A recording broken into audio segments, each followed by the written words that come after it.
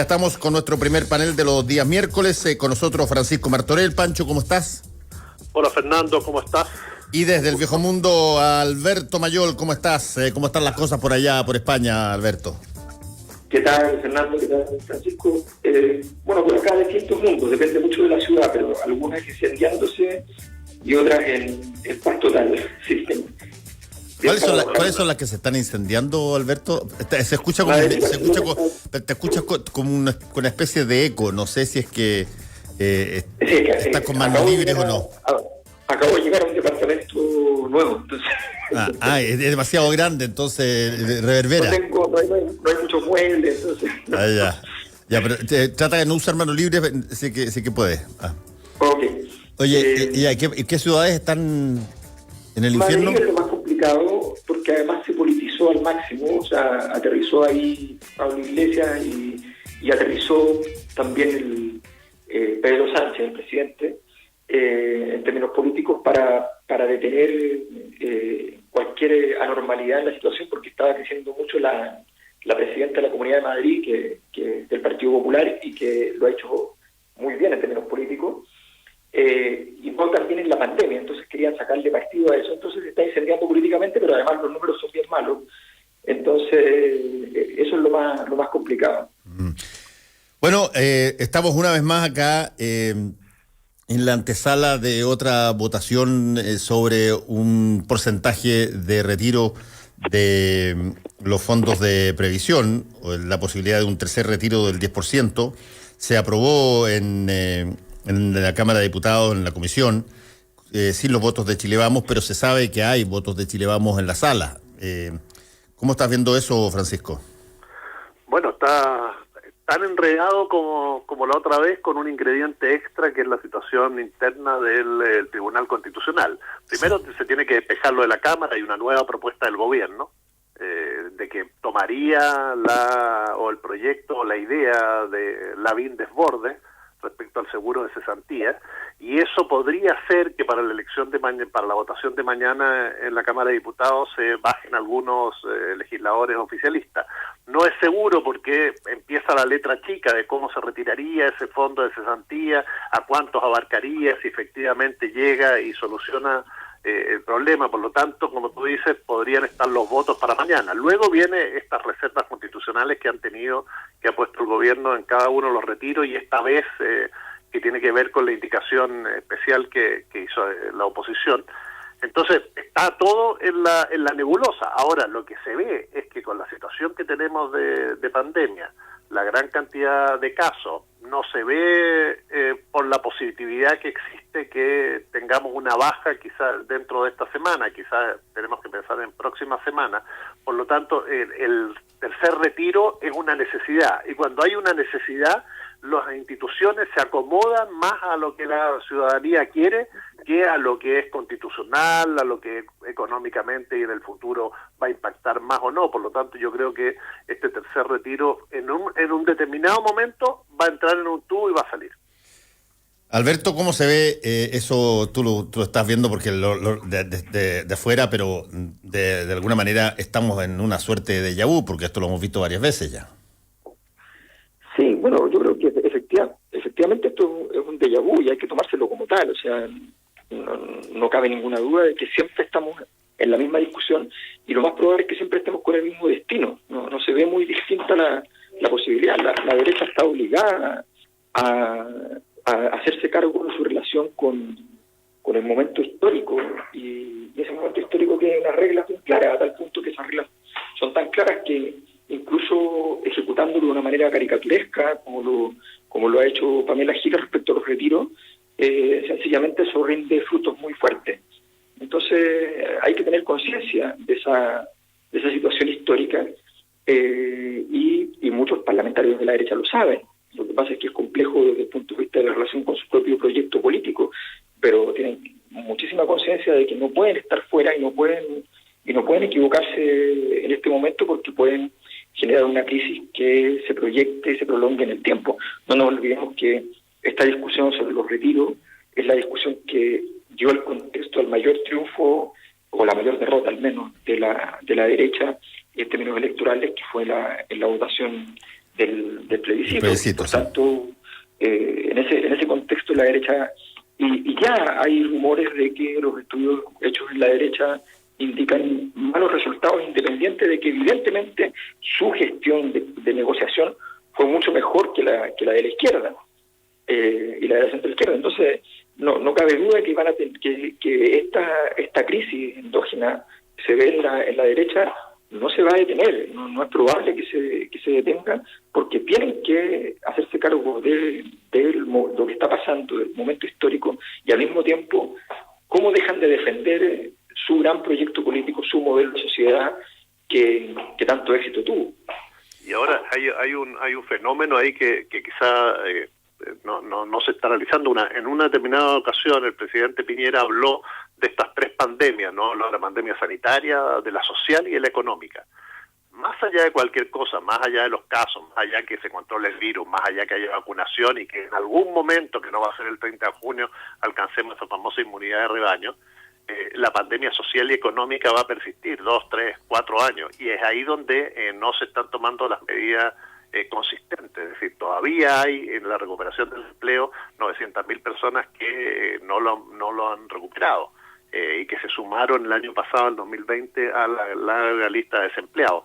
Entonces, ese fenómeno es el que no se está tomando. Entonces, claro, solucionarlo con bonos, con IFE, con un tercer retiro, claro, es un parche, es una medida, pero esto es a largo plazo, y es ahí donde uno espera que haya medidas más de fondo y que se empiece a discutir. Y entonces el escenario mundial pareciera que es propicio para los grandes cambios. Ayer la ONU te dice impuestos a los super ricos, Estados Unidos impuestos globales mínimos a las empresas multinacionales, Argentina a impuestos a las empresas que cotizan o que ganan más de 50 millones de dólares. El proyecto de Matías Walker de aumentar los impuestos acá en Chile a las empresas que facturan o tienen ganancias sobre los 41 millones de dólares. Es decir, hay un escenario propicio para pensar en el largo plazo de cómo vamos a enfrentar estas pandemias, que si tú las dijiste que existen y que se van a acentuar, y además en un año electoral,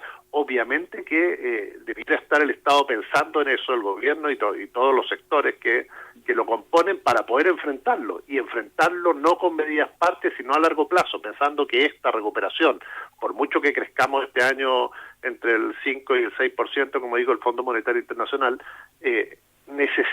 va a necesitar de inyecciones a nuestra economía muy fuertes para sacar adelante a mucha gente, a muchas pymes y especialmente a muchas familias que están hiperendeudadas. Ahora, disculpa, Fernando, sí, dale, Alberto. Hay una cosa que tiene interesante de eso que está diciendo Pancho, porque uno puede decir que hay muchas transformaciones que se están produciendo con la pandemia, pero la mayor parte de ellas no sabemos qué tan definitivas son. Sin embargo, hay una que cuando ocurre suele ser, no sé si definitiva, pero bastante duradera.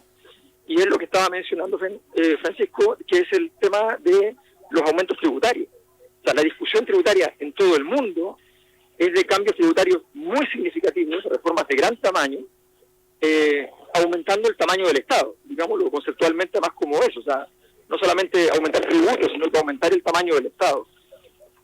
Y eso es algo que obviamente en Chile es una frase que huele muy mal, que no es parte de la forma en que se conceptualiza la relación entre la producción y los derechos sociales. Entonces, estamos hablando, ayer mismo se volvió a discutir acá en España políticamente, por ejemplo, que se propone desde el gobierno, propone la idea de hacer cambios tributarios que supongan sumar 70.000 millones de euros en recaudación. 70.000 millones de euros es casi 2 veces, o de hecho probablemente son 2 veces, el presupuesto chileno.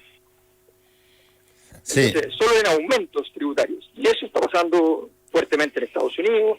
Está pasando además con respecto a una cosa que estaba pendiente a nivel mundial, que era el tema de las plataformas, de cómo se tributan las plataformas. Hoy día hay países como Holanda que se llevan muchísimo dinero negociando con plataformas para que tributen allí todo lo que pasa en todo el mundo, cosas que se hacen en Chile, se tributan en Holanda.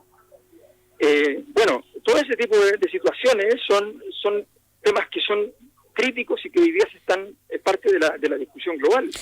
Ahí hay un punto, Alberto, que se cruza en Chile en general, en casi todos los predicamentos donde está involucrada la posibilidad de un Estado mucho más activo. Que hay una, si tú quieres, posición ideológica muy clara y muy antigua en Chile. Por cierto, desde la dictadura en adelante ha sido mucho más acentuada una posición. De hecho, hay partidos políticos que basan buena parte de las posiciones que tienen sus candidatos, tanto a la Convención Constitucional como a presidente o a parlamentario, que basan en reducir el poder del Estado. Y por lo tanto, cuando tú tienes a un Estado que eventualmente puede generar condiciones de mayor fortaleza en términos económicos para la población, eso, contrariamente a lo que uno podría suponer, no es algo que aplaudan todos, ni siquiera en época de epidemia. Claro, lo que pasa es que empieza a generarse una nueva discusión. Es decir, lo que tenemos claro es que acá muchas cosas cambiaron y, como decía Alberto, algunas en forma definitiva. Y cuando hablamos de eso es que tenemos que enfrentar. Entonces la crítica antigua a ese Estado ineficiente, con determinadas características, que servía para un mundo globalizado, de fronteras abiertas, con mucho turismo, comercio, etcétera, sin preocupación, o dejando en manos de la actividad privada la mayor cantidad de los servicios, etcétera. Todo eso es lo que está hoy en discusión. Y es sentarse nuevamente a ver, bueno, qué tipo de Estado queremos, con qué características, pero que debe ser potente, fuerte, pensado para emergencias como esta. Es decir, acá cuando es el Estado el que nos está trayendo las vacunas, es el Estado el que nos está dando la mayor cantidad de atención sanitaria, es el Estado el que está de alguna manera entregando los bonos, etcétera, y todavía se hace de forma vergonzante en caso del Estado chileno, es decir, sacándole del bolsillo de las pensiones parte importante de los recursos que las familias chilenas necesitan. Entonces, esa discusión hoy se pone sobre la mesa, pero además no es a 2 meses, a 3 meses, es decir, esto no sirve con una nueva ejecución o ampliación de los fondos de emergencia. Es una discusión a largo plazo, porque parte de esto se quedó, pero parte de esto también lo vamos a vivir nuevamente dentro de 4, 5, 6 o 10 años. Es decir, necesitamos un nuevo pacto social que involucre un Estado y mucho más fuerte y eficiente. En ese marco tenemos que empezar a ver cuáles son los Estados que queremos, las características que tiene, y Chile tiene esa oportunidad. Es decir, más allá que las elecciones están suspendidas, dentro de poco vamos a tener los constituyentes, tenemos la gran posibilidad de generar ese nuevo modelo en la primera carta magna post pandemia. Entonces la discusión tiene que ser de fondo y nos quedamos metidos en esta cosa de yo retiro mi candidatura si es que el presidente aprueba el 10%, no, que dame por acá, suspendamos las elecciones, como que estamos en el corto plazo, y la discusión de hoy debe empezar a pensar en el mediano y largo plazo. Sí, oye, vayamos a otro tema, en un asterisco, Alberto, tú lo conociste, fuiste parte del Frente Amplio, ¿qué te parece a ti la proclamación a Pablo Vidal como candidato presidencial del Partido Liberal y Nuevo Trato? Alberto, ¿me escuchas? O se nos cayó o lo dejaste callado. Alberto, ¿me escuchás o no? No, parece que no. Pero en todo caso, tú también podrías opinar, Pancho. Hay un nuevo candidato en el Frente Amplio, ya estaba Gabriel Boric, y queríamos entender a ver qué a punto tiene Pablo Vidal. Tenemos, Fernando, un desfile y una feria de candidatos porque la situación está tan volátil que hoy día cualquier persona con determinadas características, con cierto apoyo, con una impronta distinta, con un mensaje nuevo, puede todavía aparecer. Es decir, estamos en una situación muy especial que no la habíamos vivido nunca, y la elección que viene, por las características, por la gran candidato que pareciera vamos a tener, además la imposibilidad de generar acuerdos, primarias, porque todos están ahí, tienen entre el 6, el 12, el 10, algunos se despegan un poco más, pero son encuestas que ya sabemos que cometen y tienen muchos errores, por lo tanto, hoy día cualquiera de los nombres que están pueden aparecer, entonces cada sector político va a tratar de meter un nombre que ya tiene o nuevo, y para ganar o ya sea espacio en las negociaciones de las listas parlamentarias, porque te obliga, es decir, los radicales tienen que tener a Carlos Maldonado, aunque Carlos Maldonado no aparezca en las encuestas y la gente prácticamente no lo conozca, pero tienen que tenerlo porque saben que eso le garantiza algunas candidaturas a parlamentarios y en las próximas elecciones. Entonces, bueno, yo creo que en ese sentido lo que hace el Partido Liberal, que con Vlado Mirosevic, es levantar a la figura que tienen más a mano, y es Pablo Vidal, que aparece disputándole el mismo sector a Gabriel Boric, pero de otra manera, más moderado, más de centro, etcétera. Y ahí va a haber una discusión dentro de, y quizás lo llevan hasta el final. Es decir, acá tú puedes llevar candidatos hasta el final y determinar o ser importante en las alianzas posteriores para la segunda vuelta, que es un hecho que vamos a tener. Entonces, ¿vamos todavía a tener más nombres? Yo creo que sí, todavía quedan por aparecer y todavía podemos tener grandes sorpresas. A ver. Esta elección puede pasar a segunda vuelta un candidato como en Perú, con el 10, 12 o el 15% de los votos. Entonces, en ese marco, la primera vuelta va a ser un ejercicio muy interesante, y en la segunda vuelta vamos a tener una cantidad de negociaciones, acuerdos programáticos de gobierno, cargo, etcétera, muy importante. Entonces, ¿qué hace el Partido Liberal? Mete su cuña. ¿Con qué objetivo? Bueno, estar ahí en la discusión, en el debate, aparecer y tener posibilidades de conseguir espacio en las listas parlamentarias. Alberto, ¿estás de vuelta tú, no? No está de vuelta. Sí, Está. La impresión de que el esfuerzo que hace el Partido Liberal, o sea, evidentemente es una jugada al que perjudica fundamentalmente a Gabriel Boric, con o sin intención le pone un problema, no tanto porque le vaya a quitar muchos votos. Objetivamente Pablo Vidal al lado de Gabriel Boric no tiene ni la historia, ni el peso político, ni las batallas ganadas y perdidas. Básicamente prácticamente Pablo Vidal se puede decir que no tiene muchas batallas en ningún sentido. Entonces, por tanto, no es por eso, pero sí es muy desagradable para los candidatos cuando aparecen nombres que, aunque no marquen nada, son puntos de referencia obligado para ellos, y peor si no marcan nada, porque además te obligan a tener discusiones que son estériles en términos políticos.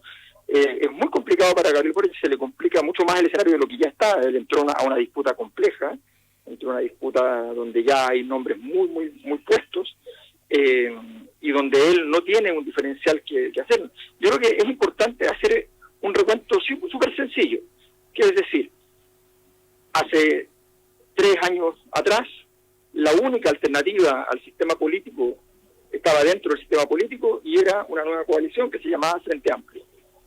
Hace 1 año y medio, esa nueva coalición ya no era la única alternativa política y probablemente tampoco era la más intensa de las alternativas políticas, sino que la alternativa política estaba convertida en caos callejero.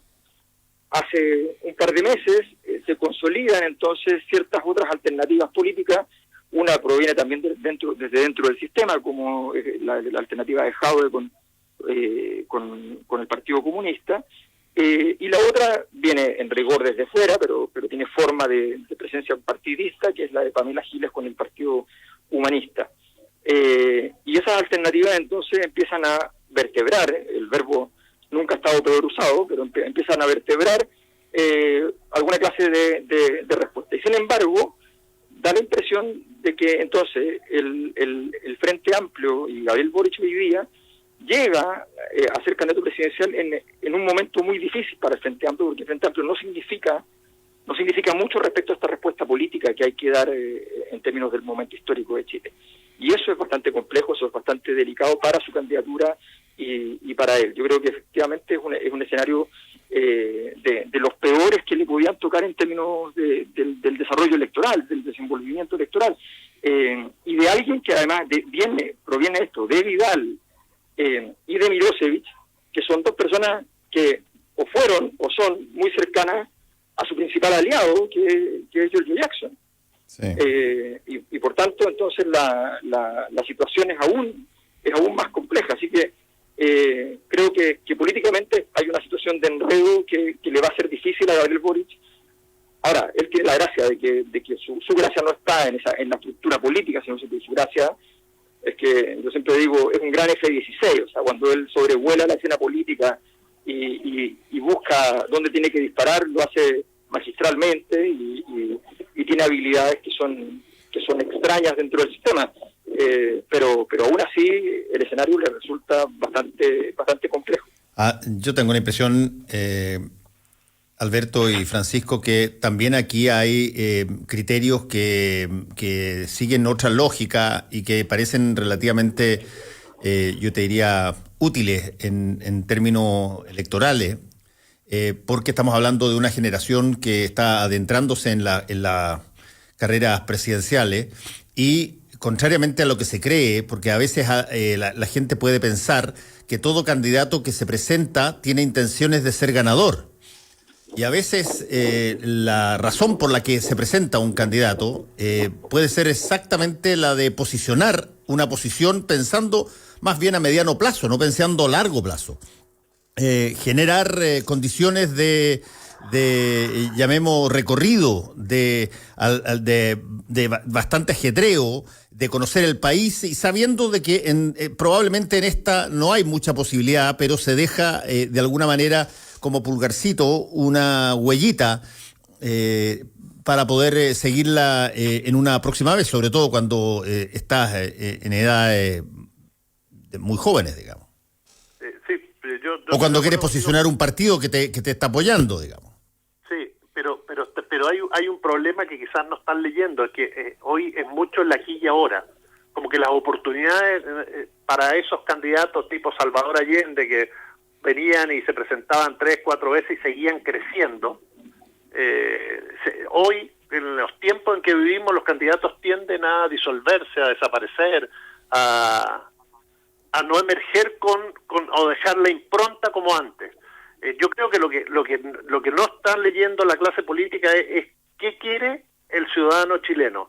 Y que quizás no lo sabemos, y ese es el problema de fondo que hoy tenemos. Si uno analiza para atrás y tú ves todos los hombres que hemos tenido y mujeres que han gobernado Chile en los últimos tiempos, han respondido a un perfil que necesitaba la nación.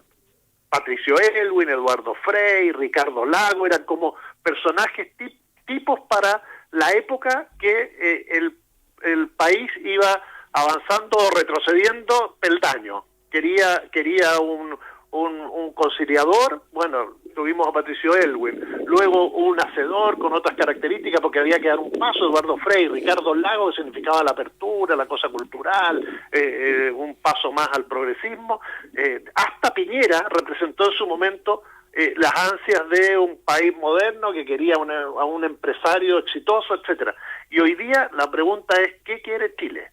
Y es ahí cuando las respuestas parece que no se encuentran, quizás porque hay sectores que gritan más que otros, quizás porque no tenemos claro hacia dónde queremos ir, pero entonces surge esta cantidad de candidatos que no sé cuál representa mayoritariamente, estoy hablando mayoritariamente sobre el 50%, a lo que el país necesita, quiere a una persona con rasgos de autoridad para que pueda resolver las crisis que se vienen, quiere a la juventud o a alguien muy nuevo que represente un cambio de paradigma en la sociedad chilena. ¿Qué es lo que quiere?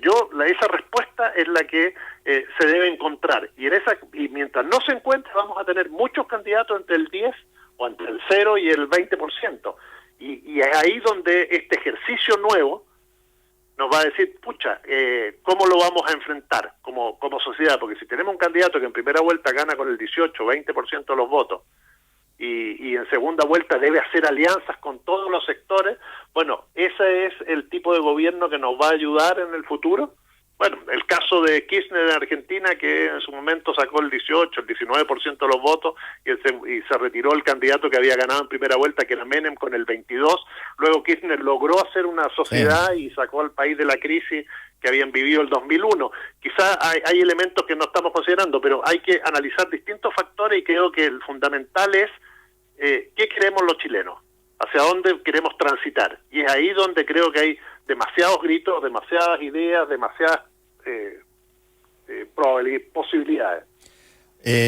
Oye, una cosa antes de terminar, que interesante, vieron ustedes que se hizo toda una notición sobre el momento en que personas de La Moneda llamaron al canal La Red para criticar una posición que se tuvo en Cámara que la encontraron perjudicial al gobierno.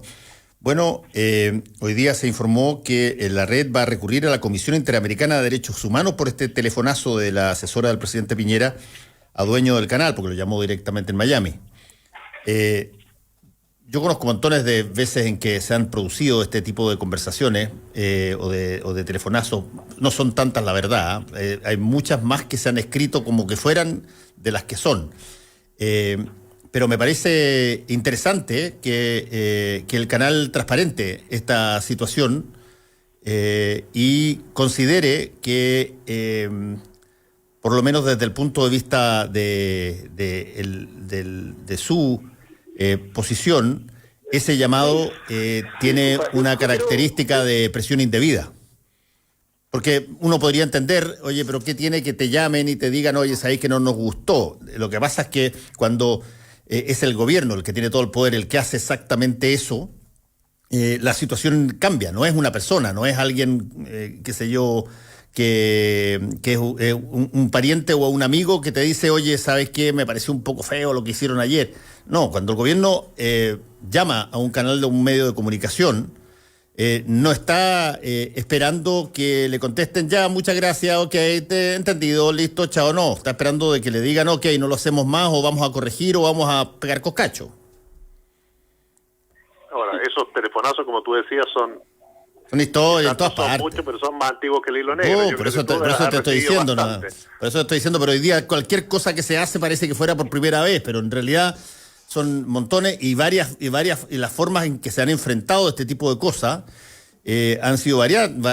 La forma más clásica, que cuando se intenta enfrentar de una manera de este tipo, es no llamando a nadie, son distintas maneras, no yendo a ningún tribunal, sino que siguiendo con exactamente el mismo procedimiento y continuando en las noticias o en los programas con las quejas, las críticas, si es que lo merece el gobierno, tal cual como antes, como si no se hubiese escuchado la llamada.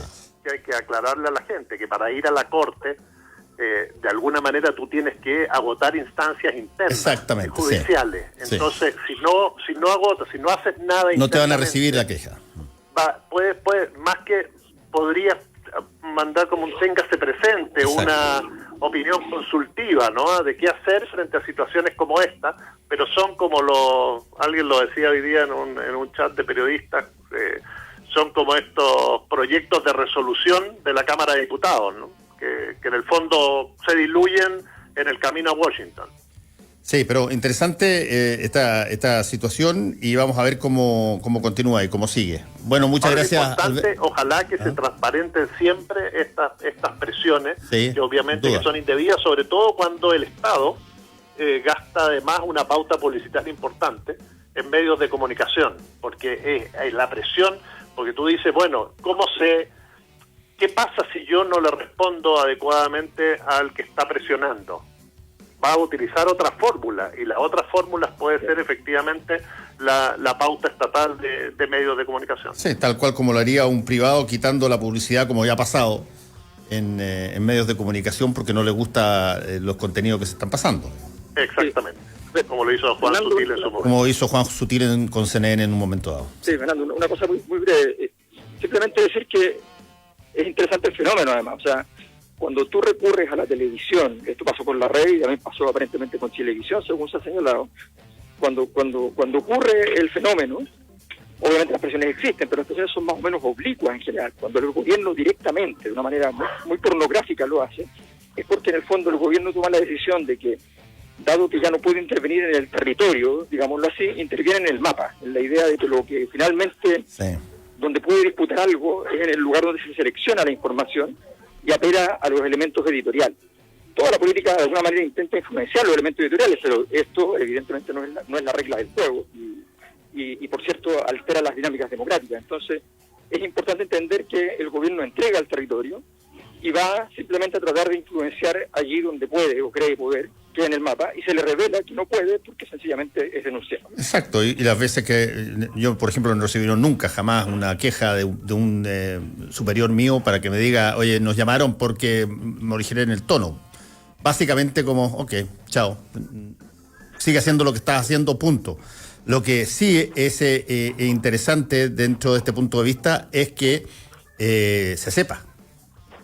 Y dos, que se haga tan mal, ¿no? Es decir, que el gobierno, en vez de fortalecer su vocería, la credibilidad, generar elementos de comunicación que sean potentes, esté preocupado de ese tipo de llamados que además no demuestran la falta de conocimiento del panorama, de cómo ha cambiado la relación entre los chilenos y con los medios.